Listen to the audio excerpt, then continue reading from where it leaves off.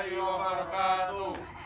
Perkenalkan, nama saya Muhammad Ansah dengan NIM M1D1200025. Perkenalkan, nama saya M. Zaki dengan NIM M1D1200020. Perkenalkan, nama saya Akbar Baraka dengan NIM M1D1200004. Saya Abdullah Ramadiansa, NIM M1D1200035.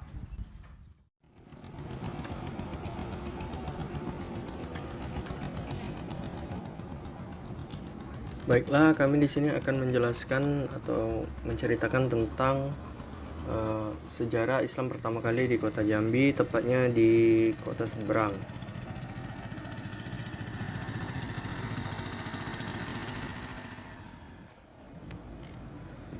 Keberadaan Sungai Batanghari yang memiliki fungsi yang sangat penting bagi penyaluran komoditas lokal dan juga sebagai jalur transportasi yang menghubungkan setiap wilayah yang ada di Jambi, sehingga hubungan antara wilayah pedalaman dan pesisir dapat terlihat melalui perdagangan yang terjadi di sepanjang kawasan Sungai Batanghari.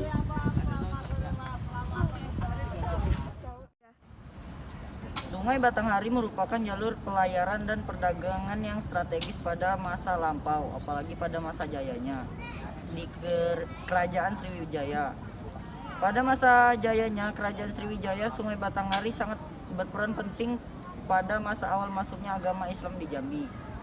Karena menghubungkan semua pelayaran dan perdagangan yang ada di Asia. Selain itu, Jambi merupakan bagian penting dalam penyebaran agama Islam. Adanya Islam di Jambi karenanya kedatangan kapal dari Kesultanan Turki untuk penyebaran agama Islam di Jambi.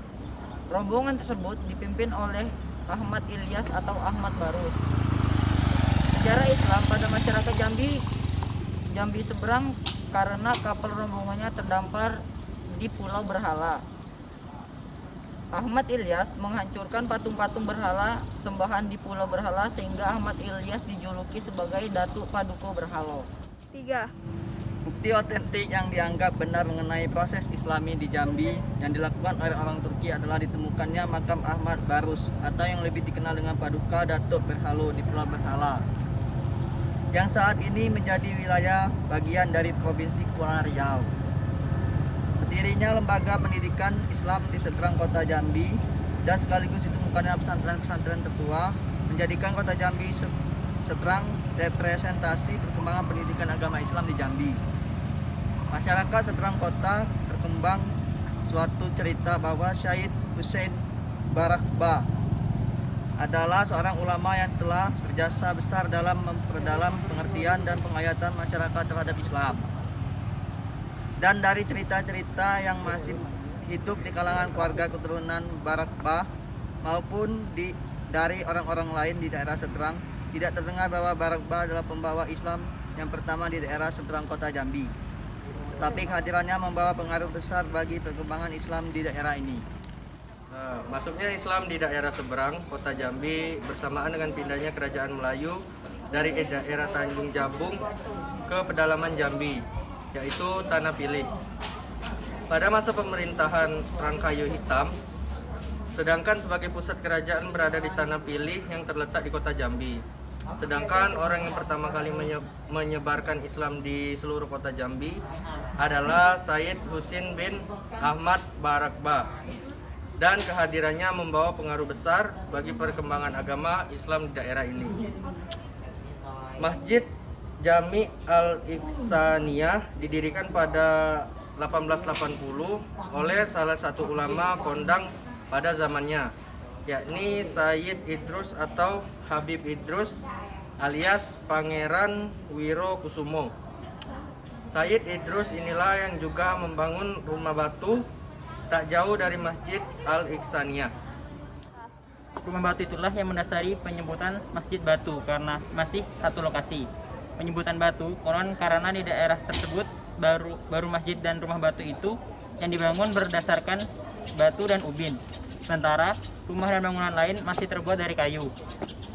Sayyid Idrus masuk ke Jambi dari kakeknya yang disebut sebagai seorang Arab Tulen dari semenanjung Arab dan bermigrasi ke Hindia Timur pada abad ke-18. Sayyid Idrus Disebut memiliki daerah Jambi karena ayahnya beristri seorang perempuan Melayu dari keluarga Kesultanan Jambi. Rumah batu ini adalah rumah peninggalan Pangeran Wirokusumo atau dengan nama lain Said Idrus bin Hasan Al-Jufri.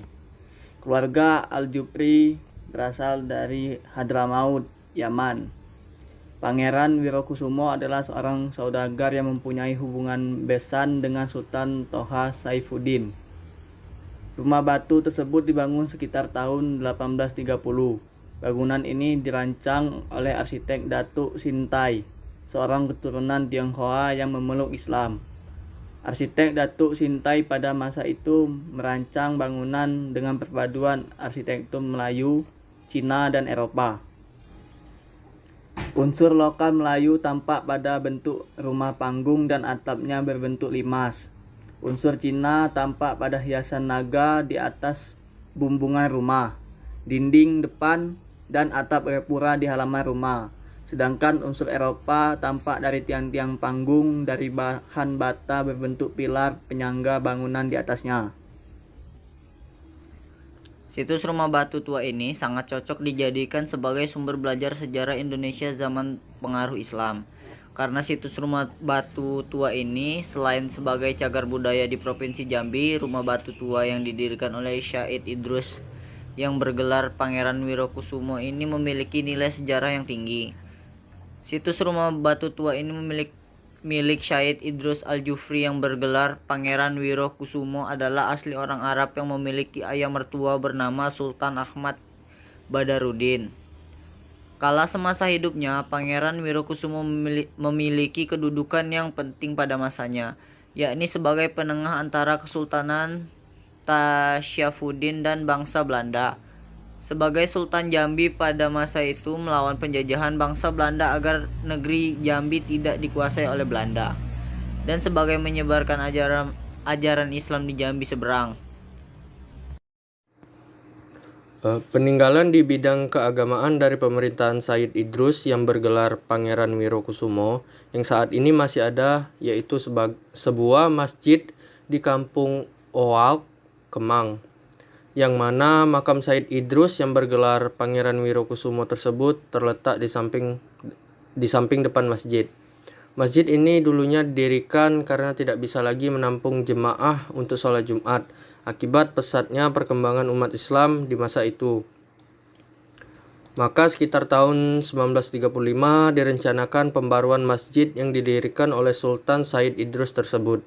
Karena pada masa itu Islam berkembang sangat pesat dan masjid yang didirikan oleh Said Idrus ini tidak bisa lagi menampung jemaah yang banyak.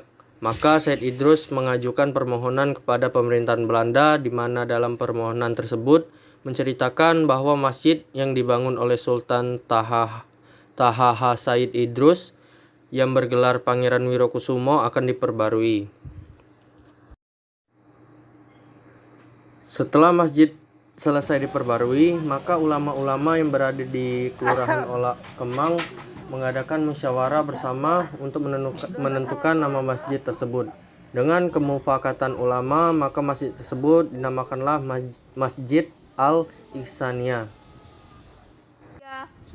Tidak diketahui secara pasti kapan tanggal lahir Said Idrus, namun berdasarkan dokumen Belanda, Said Idrus berumur 40 tahun pada 1879.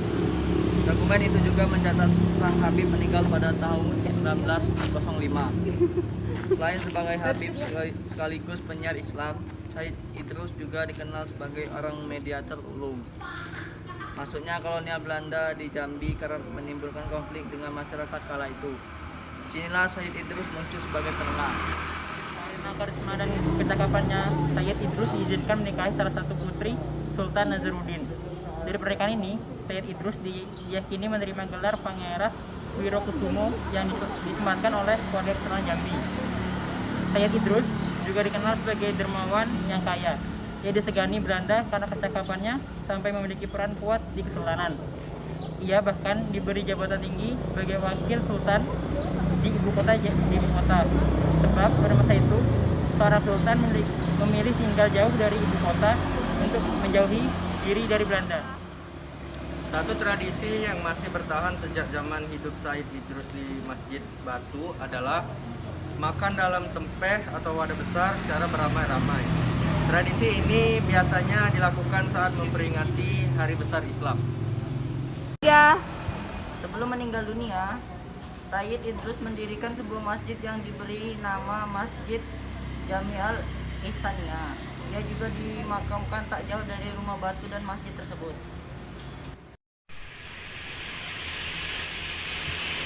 Makam Said Idrus terletak di sebelah kiri Masjid Al-Ihsaniyah. Elah, getar pula.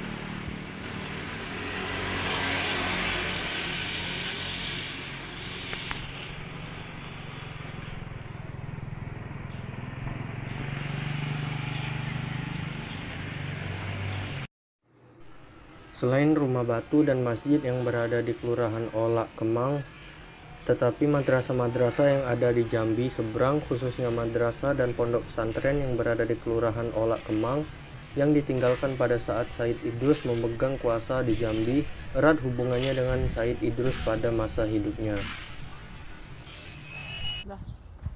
Sekian video dari kami. Wassalamualaikum warahmatullahi wabarakatuh.